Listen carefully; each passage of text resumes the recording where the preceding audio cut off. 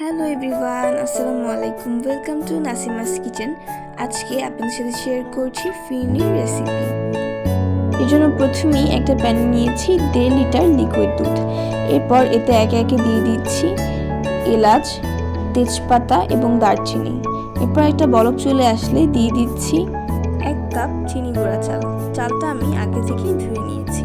এরপর একটা বলক চলে আসলে দিয়ে দিয়েছি 1/4 টিস্পুন লবণ।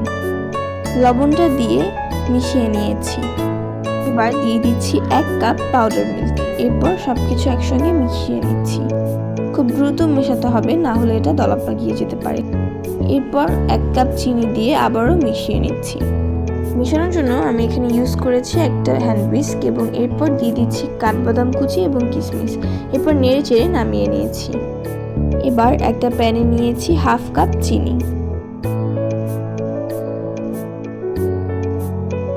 এবং চিনিটা দিয়ে ক্যারামেল তৈরি করে নিচ্ছি।